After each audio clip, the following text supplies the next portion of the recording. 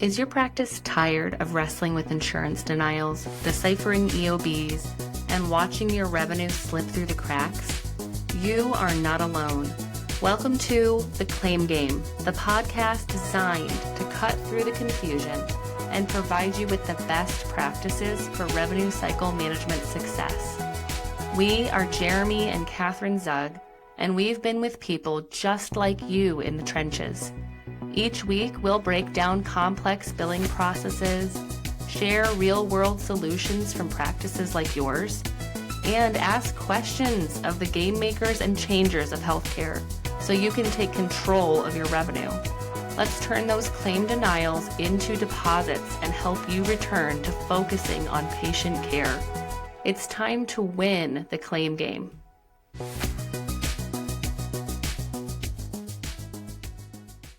Welcome back to the Claim Game. As a reminder, every so often we like to take a pause to get a behind-the-scenes look at the very game that we're playing. We do this by interviewing the game designers and the game makers and game changers themselves. Think of them as the architects of the game, if you will. These special rounds offer invaluable insights into the design and development of the healthcare landscape. By interviewing the game changers and the game makers of the healthcare industry, we get a really unique view of this complex system, and we can gain a better understanding of the rules and nuances of this game that we're playing, this interaction between private practice, regulators, and healthcare insurance companies, payers. This knowledge gives you, the clinician owner, a significant advantage, allowing you to navigate the terrain with significant clarity and make much better strategic decisions in the life of your practice. So get ready to learn directly from the game makers and enhance your understanding of the claim game. Today's game maker is Maya Topitzer. She's the founder of a company called Breksey, an AI-powered client relationship manager, or CRM, built for clinicians who want to run their private practice like a thriving business and not just a side hustle. After leading product development at Spring Health and Cartwheel, launched Breksey to give clinicians the technology that they need to act like the CEOs that they are, from intake to referrals to retention. We are so happy to have Maya on the Claim Game podcast. Please welcome Maya Topitzer. Hey, Maya, welcome to the Claim Game. Thanks for being here. Thanks, Jeremy. So excited to be here. Yeah, we recently met at Joe Sanok's event, the Group Practice Boss Conference in Traverse City, and Maya runs Breksey. So first tell us a little bit about Breksey and how did you get here leading the Breksey team? Absolutely. So the mission and vision at Breksey is really to enable clinician-owned businesses. So what Joe is doing, what you are doing is really very aligned with our focus. And how I got here, my background is in psych and social work. I started my career on the provider side of the world and quickly realized that I actually wanted to build technology. So I spent the better part of the last 10 years building tech at some of the biggest mental health companies in the world. And through those experiences, learned how to build tech, how to build tech teams, learned that I love all the fun things we can do in terms of innovation, but also learned that I didn't love the way that some of those platforms are pushing the market for therapists themselves, and that we really need investments in community-based care. So that is what brought me to start Breksey, and we're building software for clinician-owned businesses, primarily focusing on that very specific moment from inquiry to first booked appointment. Yeah, work through with me your or Breksey's definition of patient registration. Do you see patient registration as call to appointment or something bigger than that? I see it as pretty broad. So again, coming from more of a software world, B2B, selling to big companies, I think a lot about sales and marketing. And I think that therapists are now thinking in that way as well, more so than before. And so we really think about everything from top of funnel, so awareness, all the way to that first intake appointment. And that's important because healthcare is in a way a business. And for therapists to be successful, we need to enable them with the same types of tools that other businesses have to make sure that when somebody finds out about you as a therapist, if they're the right fit for you that they can get to the first appointment really quickly and easily. But that's not the same as booking like a nail appointment, right? Because we are in healthcare. So you need to know a lot more information, sometimes a lot more cumbersome information. And I find that a lot of healthcare practices are still really in the old days of like pen and paper forms or super clunky, long interactions to try to get the information that's needed.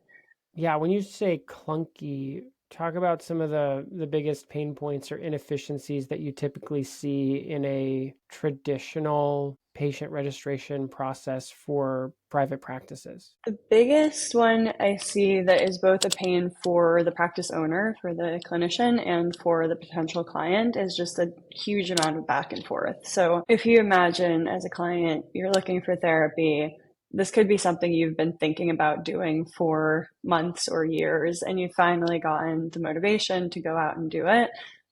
And you probably think that most therapists have a long wait list. So you may actually inquire about 4 different therapists that match your needs or seem to match your needs. And now you're lucky if you hear back from one of them. And that person, even with the best of intentions, is likely to get back to you a day, 2 days later, maybe over email or leaving a voicemail, because it's just hard to catch each other in real time in our busy lives that we all lead.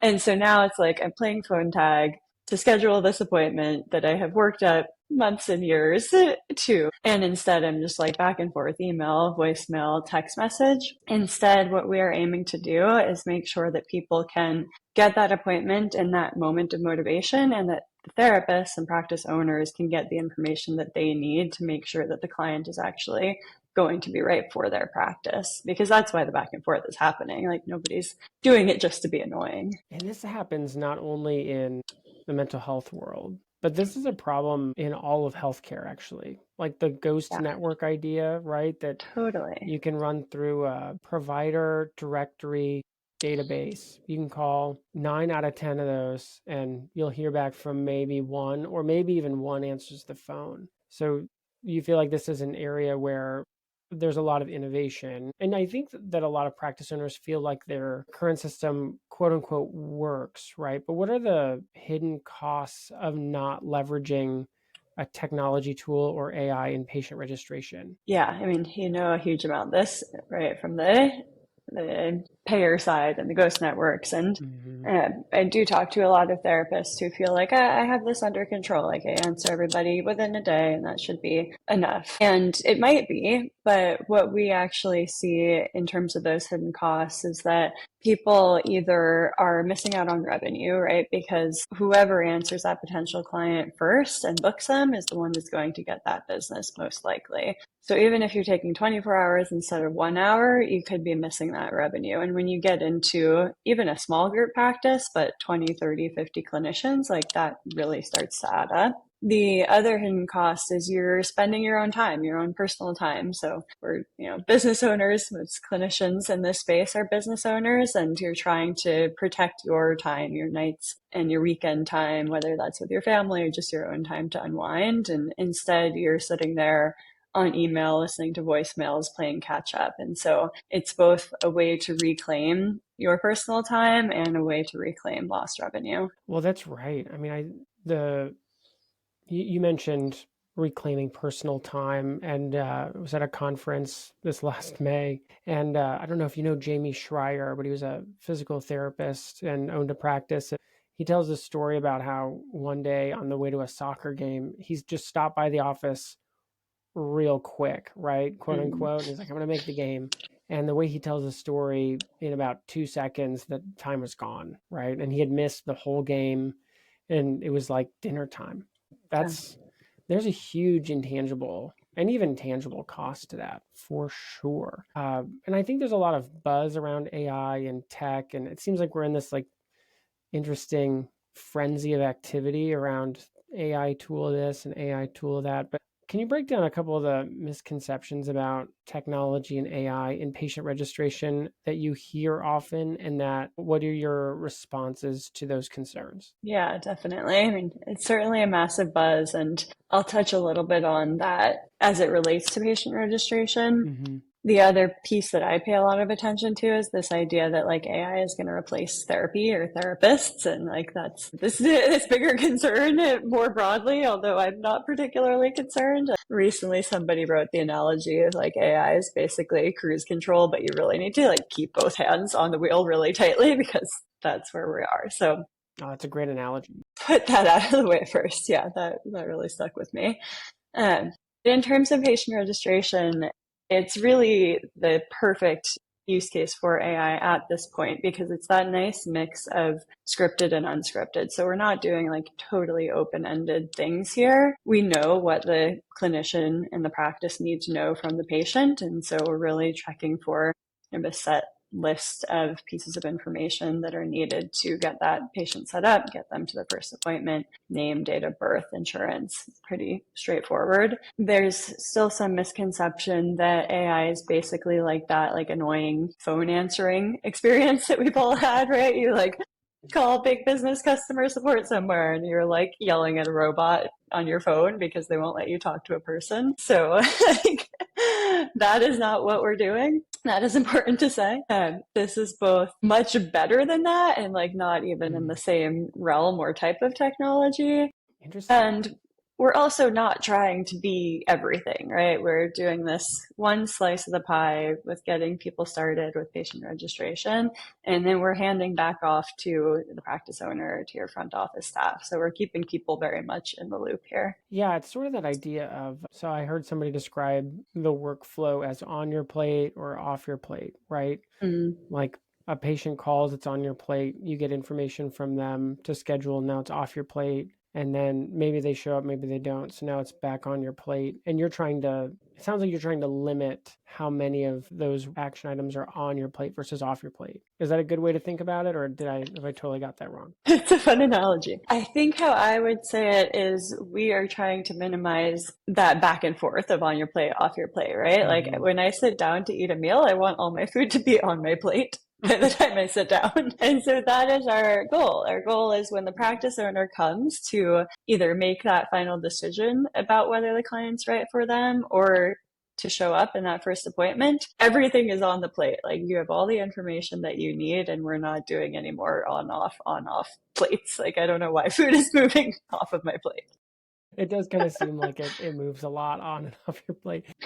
What are some of the biggest successes that you've seen in terms of, like, I don't know what the key metrics would be for success with implementing Breksey in a practice, right? So talk a little bit about the results that you've been able to see, like pre and post Breksey, right? Yeah, the big one that we track is conversion from inquiry to booked appointment. And so we think of inquiries being anytime somebody reaches out to a potential therapist. That could come in through Psychology Today, it could come in through your website, it could come in directly to your email. Wherever it comes from, that's your inquiry. And we want you to be converting 100% of the inquiries that are the right match for your practice. Typically, we see that number is between like 30 and 50% before we implement. Whoa. And we are usually able to double that by getting the platform in place. And that's both because the platform is responding quickly, it's engaging those potential clients very quickly, it's getting you the information that you need. And it's also because now you have all your inquiries in one place. So before you're like juggling Psychology Today, the website, the email, all these different things.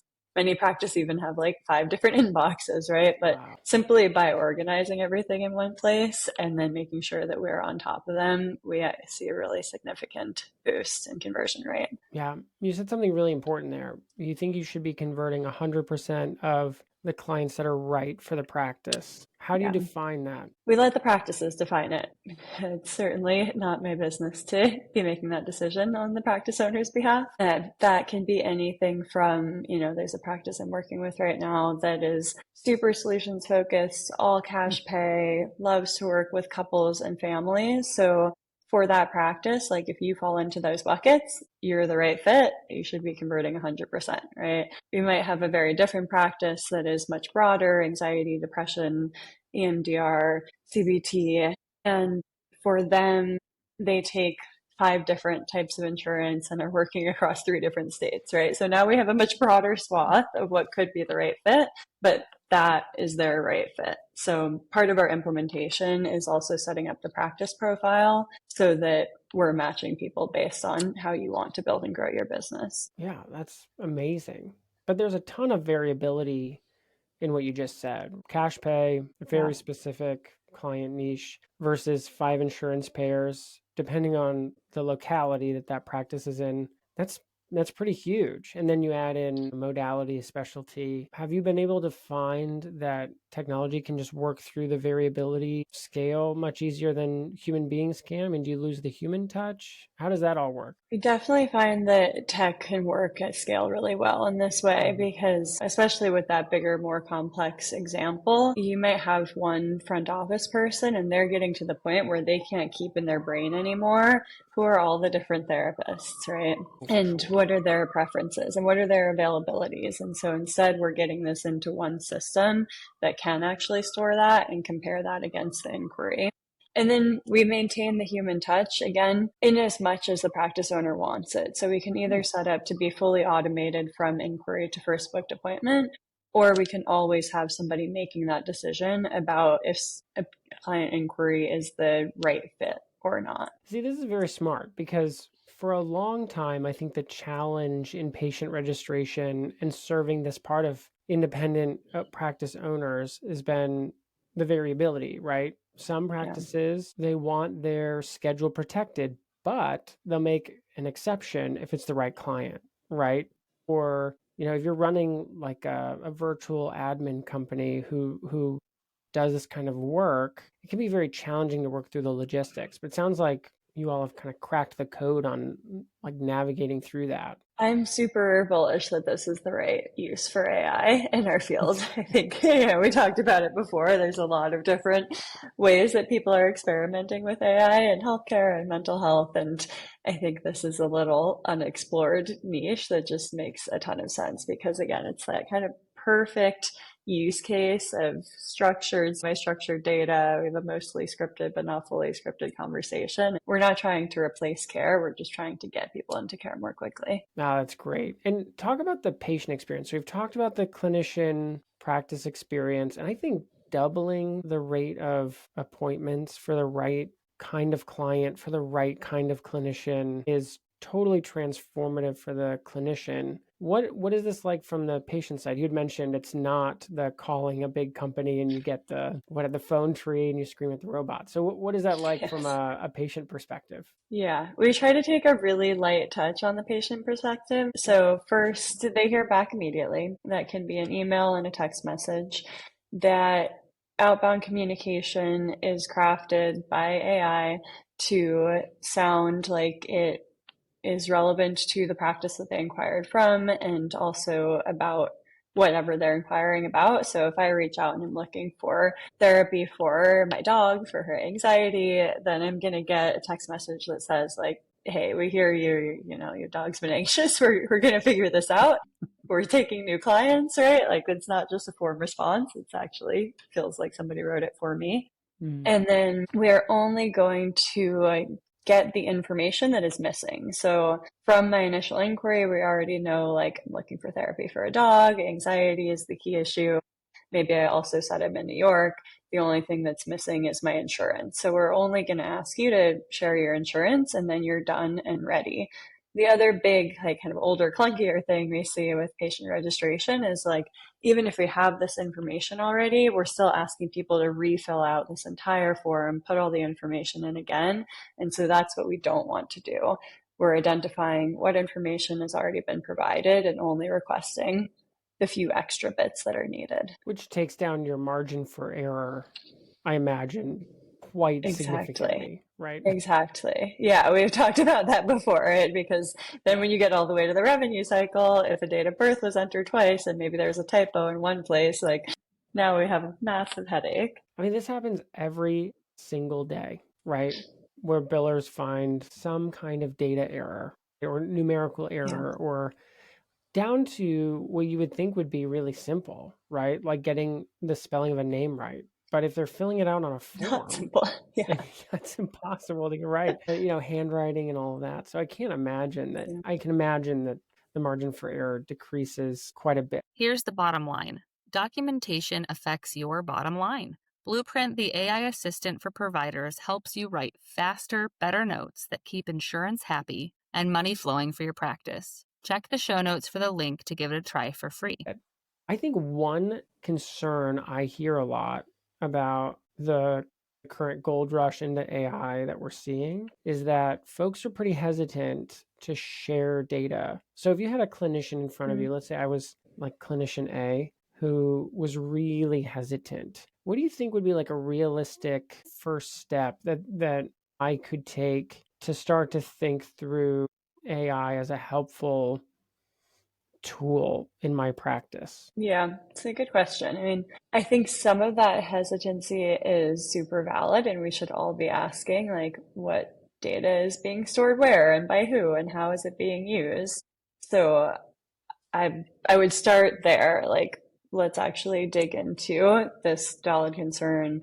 We want to be thinking about security. We want to be thinking about privacy.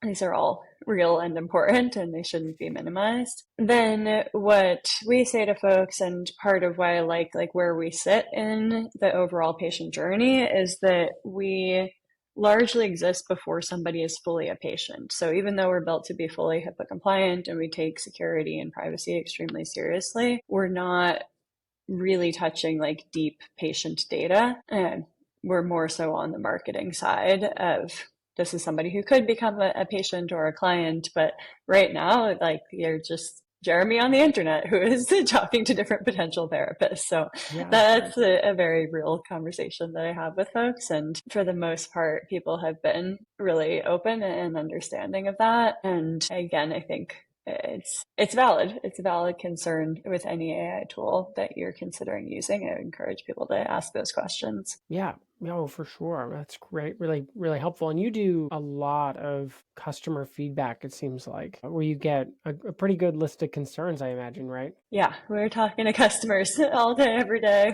We go out to dinner with them, as you know. I think part of what I have learned from my previous work building tech is that you're not going to build something useful or valuable unless you're talking to customers. And I don't think or pretend to think that I have all of the answers and I'm going to, sit here in a room and just build the perfect software. Like, we need to really be working with people on what they need. Yeah, amazing. You mentioned in your origin story that you worked in a lot of other tech environments and you were seeing some trends you were unhappy with. Can we talk about some of those? Yeah. What are some of the trends that you saw that were concerning to you that threw up some red flags? Yeah. I mean, it's a complicated landscape, right? So I think there's a lot of companies that are started with really good intentions and they want to help make mental health care more accessible and they want to help therapists take insurance and do all of these really good things. And then you hit the reality of healthcare in the US as a business, and we have to pay attention to business margins, and you may have to answer to investors, and then things get complicated. And so I think some of the pieces that I can pay attention to are like, where are the incentives, and are we incentivizing people to receive care because that's an important business metric, even if they don't need care? And then does that take care away from other people who need it more?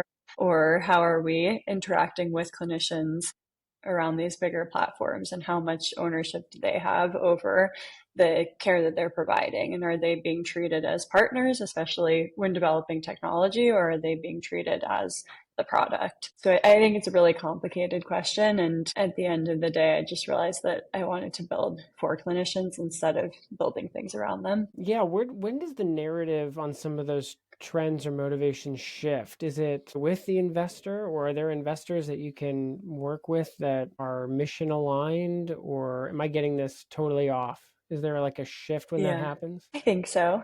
It's always get complicated when money comes into play. Yeah. And I think there are great investors, right, who are super mission aligned and understand that healthcare can take longer and also have these same conversations, right? It's not, again, I don't think anybody's starting these companies with bad intentions. It just gets complicated. Yeah, and then you so you have these like tech companies that can shape the industry. You have the clinicians and the private practices that deliver healthcare, and then you have the payer side. So one of our goals in the podcast here is helping practices thrive and win at revenue cycle management. How, and maybe you don't have an answer to this, but I'd love to hear your answer either way. What have you seen in terms of outcomes from an RCM perspective, a revenue cycle management perspective, when you optimize patient registration with AI or with Yeah. technology innovation? I'll say a few things about the payer side because I think you're getting at this a little bit, right? Just as much as tech companies or VCs can be demonized for their role in this, I think payers and health insurance companies also get, that. For sure. And similarly, right, they're mostly trying to do good in the world and to cover care and make sure people can get health care. And so, not to say that that is always how it goes, and it's complicated. But in terms of using AI for patient registration, making sure that you have the data correct as soon as possible is really useful both for your revenue cycle all the way down the line, but also for that patient interaction of getting a good cost estimate because somebody's much more likely to pay their bills on time if they know what to expect, right? If I think my services are going to be fully covered and then I get $100 bill, I'm going to be annoyed and I'm going to be calling my health insurance company. I'm going to be calling the practice owner, right? And now we're like moving plates back and forth again or something. And sometimes, like, I was just talking to a friend, Maya. I mean, this is probably a practice I should send you over to. I was just talking to a friend who got services, and a year and a half later, she got a bill. A year and a half later. Yeah. It's like, that's crazy. It's Right? You wild. should be able to get a Yeah, bill much faster than that. Yeah. So you think exactly. patients get Exactly. better communication quicker? What else can you see? Better communication quicker, better data in means better output, right? You're more likely to get your claims paid at the rate that you want them to be paid if you provide the right information and you do so in a timely manner. And then the other thing from a health insurance company standpoint, which is right now not so related to AI, but that I talk to practice owners about, is that health insurance can be a really good marketing channel. People still look to their health insurance for provider lists, even if there are ghost networks, right? And so as you're growing a practice, being really strategic about maybe you do want to take on some payer relationships, even though you were cash pay before, because now you're in a growth phase. So this starts to creep outside of just like the software that we're building, but it's another part of the conversation that I have. Yeah, it's a really good part of the conversation as well. And I'm curious, are any of your users, I don't know if you can share this, but I'm gonna ask you anyway. Is anybody using the data that you have to talk to insurance companies about getting care quicker or like rate increases based on quality of care? Is that a conversation that you're having, or is that maybe down in the roadmap? Yeah, it's a great question. We do so in terms of quality of care and comparing rates within a given region. So, part of what we're doing also is just building a community, and that means that folks are talking to each other and looking at what they're getting paid for a given CPT code and a given license and a given zip code. And if that's not lining up to where it should be, they then feel more empowered to have those conversations. We haven't delved into the time to care piece yet, and I love the idea. It's definitely on the roadmap. Yeah, we interviewed Kathy Gilbert, who managed provider networks for a long time. And one of the programs that I didn't realize existed is that it depends on the plan, it depends on the insurance company, it depends on the state. So with all of the normal caveats in place, there are in existence some financial incentive programs at some insurance companies if you can demonstrate that a client can get care quicker because it satisfies a national quality standard. And I imagine that you would be very closely tied with that data, both from the payer side and the clinician side. Yeah, absolutely. It's definitely Maybe that's something we have to look into.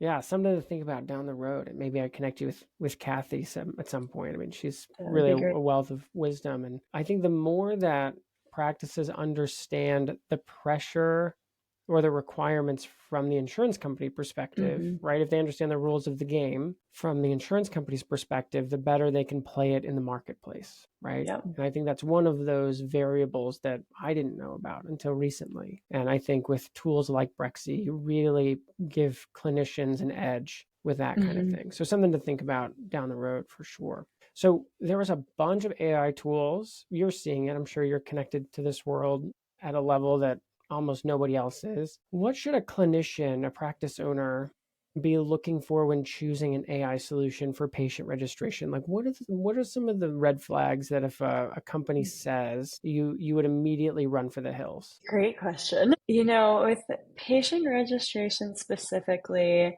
I would definitely look for something that is mental health specific.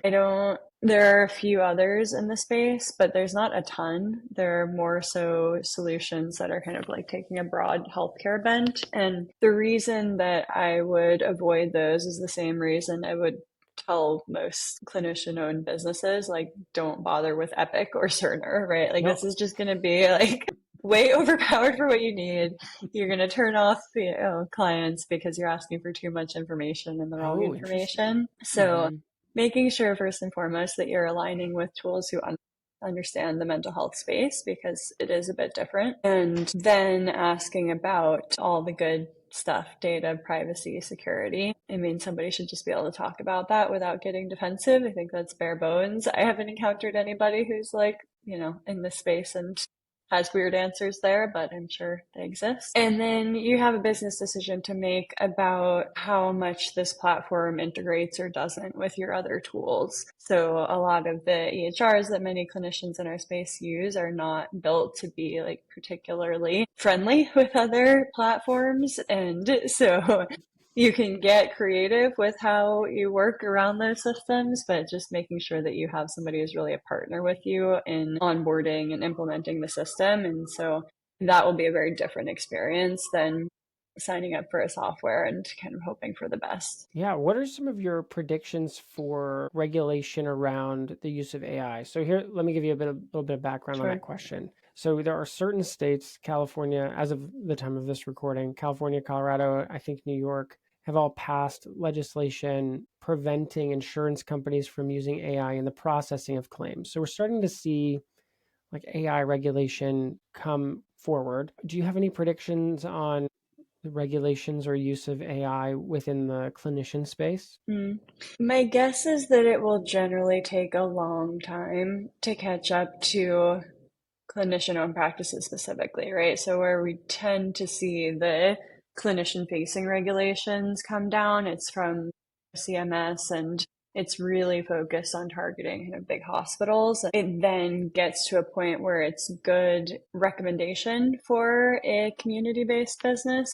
I would be surprised if we get to a point anytime soon where we really see like local community orgs being super hamstrung by this type of thing. That's also my hope. I think, we should be thoughtful and protective against it, but we also are in a situation where I think most of our legislators don't have the deep understanding of the tech to be making really thoughtful legislation around it yet. Yeah. A bit of a We haven't really non-answer. seen like the nefarious uses of AI in the private practice space. And I hope we don't. I mean, that would be the idea that people like you are changing the game and changing the landscape of healthcare with like ethical use of technology. But somebody's going to figure out a way to leverage this in a bad way. And unfortunately, at least in the revenue cycle management space, it's quite simple like if I knew how to build an AI tool, you could probably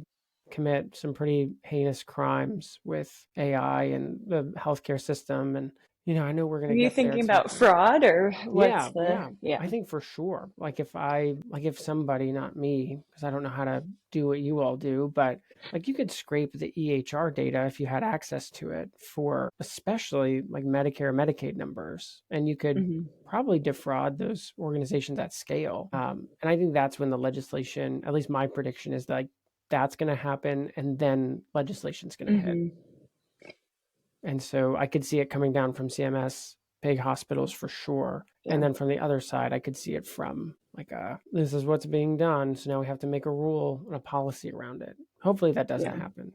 What do you think is the next big evolution for AI in patient registration or overall practice management? What do you think is coming? I am excited and hopeful that we move towards more purely conversational and or chat-based interfaces. And so what I mean by that is most EHRs and Epic and Cerner, especially in this camp, but even the ones that we know and love in our world, simple practice and therapy notes, just involve a ton of clicks, and you are like 20 clicks deep to get to this very specific piece of information. And that involves a lot of training for new clinicians. It ends up being really time consuming, manual, repetitive tasking just to do the technology rather than to see clients. And so my hope is actually that we get to a place where we spend more time interacting with technology in the way that you would with a really great office admin, for example. And you're able to just say,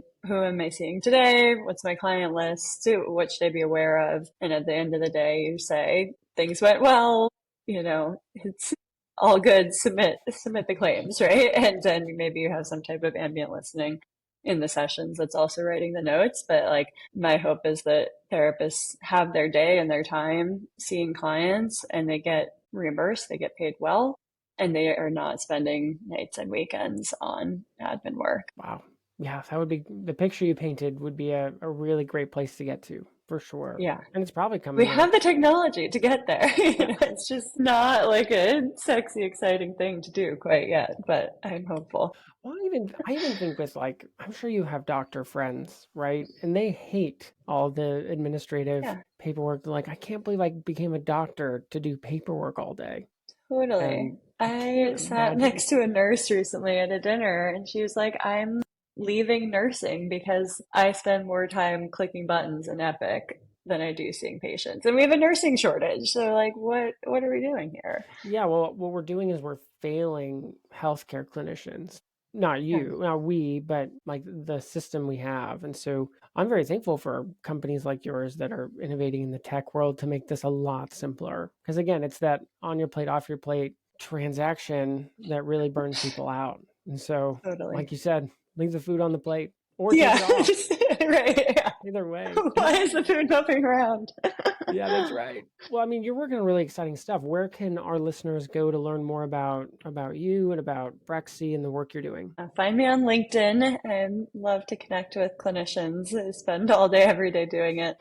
Our website is breksey.com. And I'm sure it will be linked somewhere related to this episode. And just reach out. I hopefully have also shown that I'm friendly and like chatting with people. And so with no real agenda, always happy to talk about what it actually looks like to use AI in this space, because I know it still is something that feels newer for a lot of folks. Yeah, that's awesome. All right, last question. This is a question we ask everyone in our episodes that we interview. But if our listeners could take just one piece of advice from everything that you know about tech and AI and practice management, what would be the one piece of advice you could give them? One is so hard. Yeah. That's a great question. This is loosely related to tech and practice management, but my standard piece of advice for most people in healthcare, ask for more money. Most people don't realize that they're in the position to do that, but everything is a negotiation. And remember that you have power in that. And then find folks like Jeremy, like Breksey, who will support you in making the money that you earned. You went to grad school, you got a degree, you got a licensure, tons of hours, thousands of hours of clinical training, and that should not be undervalued. Yeah. Oh, that's great. Thank you so much, Maya. Really appreciate you being here. And have a great rest of your week. Awesome. Thanks for having me, Jeremy. It was great fun. If you enjoyed today's episode of The Claim Game, please take a moment to leave us a rating and review wherever you listen to your podcasts. It really helps new listeners to find us. Make sure you never miss an episode by subscribing to The Claim Game on your favorite podcast app. Your feedback means so much to us. We want to provide valuable education about revenue cycle management. So if there's something we didn't cover in our topic that was a burning question for you, please let us know so we can try to get you the information you desire. You can find the links to all resources we mentioned in this episode in the show notes. And if you want to dive deeper into our resources, we have 2 places you can do that. First, you can go to our blog at practicesol.com/blog, where we have 8 years of educational blogs. If you want to learn more about what Practice Solutions does, reach out. We'd love to hear from you. Just go to practicesol.com to learn more and to connect with one of our awesome people on our team. Thanks for listening. We are Jeremy and Catherine Zug, and this is The Claim Game. See you at the game table next time.